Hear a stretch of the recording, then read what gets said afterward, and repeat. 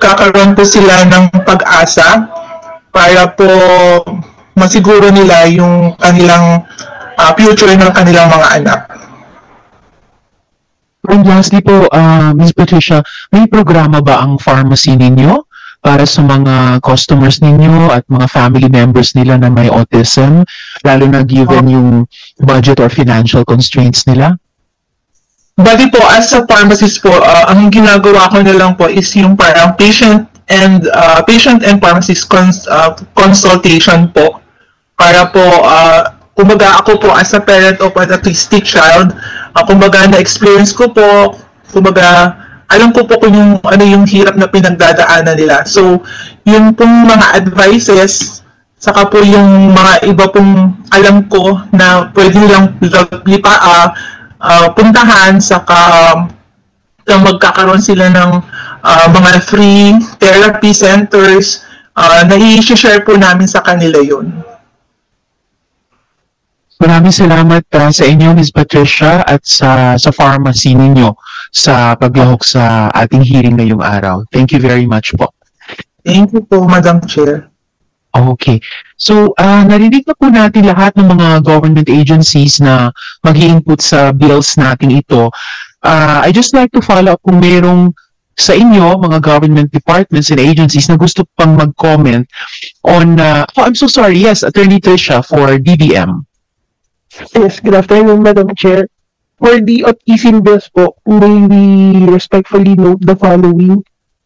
First, on the creation of centers, so we request the DOH to study kung talagang kailangan po ng center, and yung mga plantilla position naman po na kakailanganin for this shall be subject to the review of the DBM to ensure the compliance with existing civil service and other pertinent laws, rules, and regulations. We note po yung creation din po ng board. Ang nakalagay po kasi din sa secretariat ay executive officer.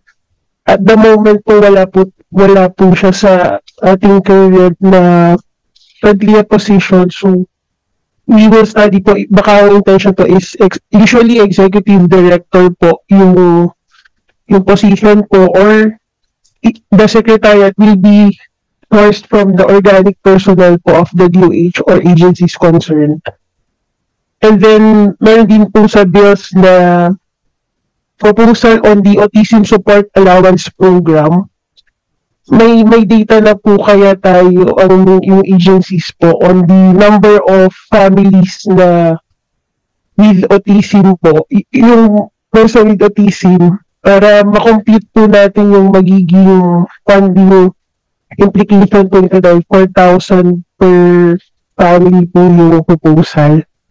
And then on the shelters for persons on spectrum, we also know po na si DSWD may mga existing shelters po sila. Hindi ko lang po sure if pwede na po ma-accommodate doon, parang isang section po ng mga shelters nila for the POS po. And then on the earmarking of funds, of course, we respectfully suggest po the convergence of the DOH and other concerned agencies, and that the funding for the purpose may be sourced from the respective budgets, subject to the usual budget preparation process and authorization by Congress po. And then on the plantilla, mayroon din pong proposal na magkaroon ng parang therapist per LGU.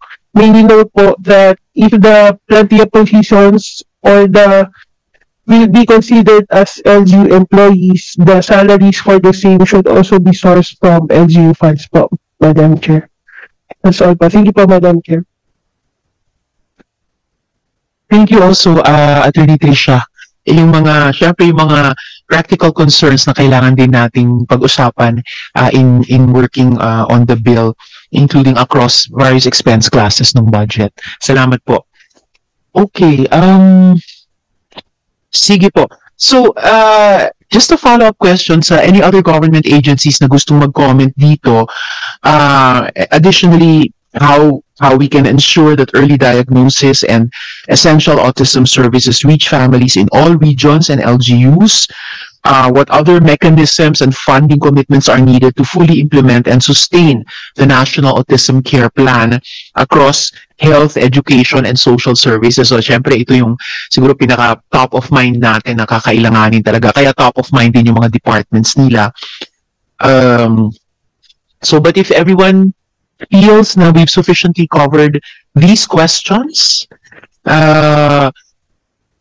yeah, I think so. So maraming salamat muli at muli sa inyong input para sa pagpapabuti ng batas ukol sa autism spectrum disorders at yung programa natin para doon. The National Autism Care Plan it's more than a policy, it's a promise of dignity, inclusion, and opportunity for over 1 million Filipinos. So we have that data na basehan ng pag-compute natin ng anong resources kailangan nating ilaan. Over 1 million Filipinos on the spectrum. And with all our support, no family faces autism alone, and every individual gets the chance to thrive. Again, we invite everyone to participate in a technical working group to be convened by the committee secretary to come up with a committee report or substitute bill on all bills filed on the National Autism Care Plan.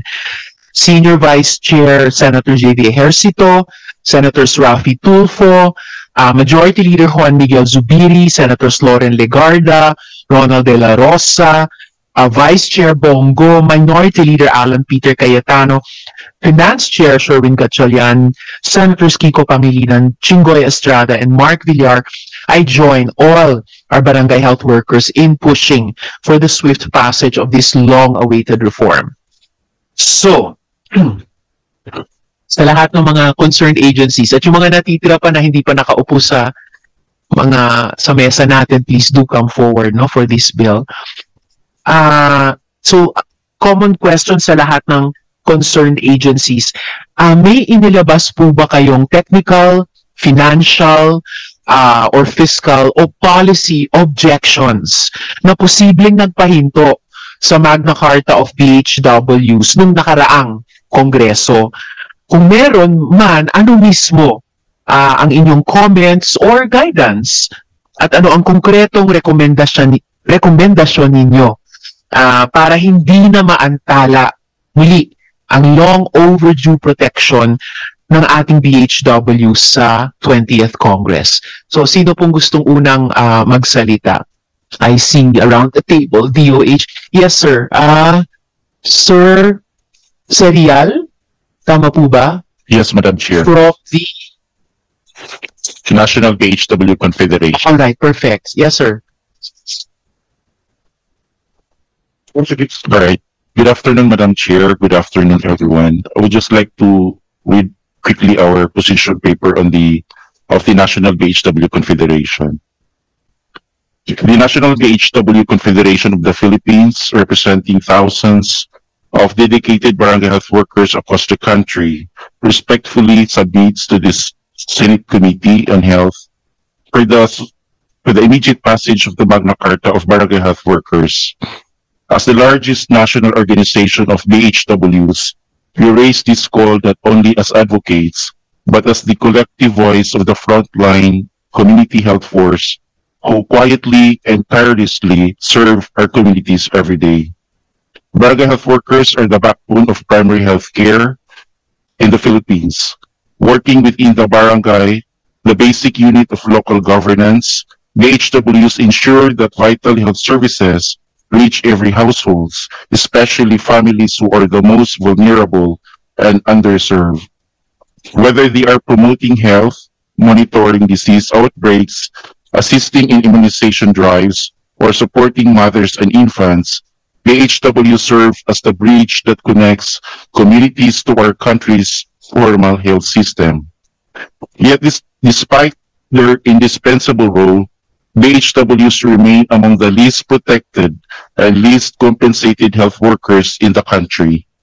For decades, they have served without standardized benefits, without clear job security, and without adequate safeguards against risk and political displacement. Their situation stands in stark contrast to their immense contribution to public health and community well-being. It is in this context that the National BHW Confederation of the Philippines strongly and unequivocally calls upon the Senate to prioritize and swiftly pass the Magna Carta of Barangay Health Workers. The National Barangay Health Workers Confederation of the Philippines firmly believes that the passage of the Magna Carta of BHWs is timely, necessary, and just. For decades, BHWs have shouldered responsibilities far beyond what their current benefits and protections acknowledge. The absence of a standardized national law continues to expose them to inequities and vulnerabilities. The Magna Carta recognizes BHWs not as a mere volunteers, but as a committed partners in nation building and community health development.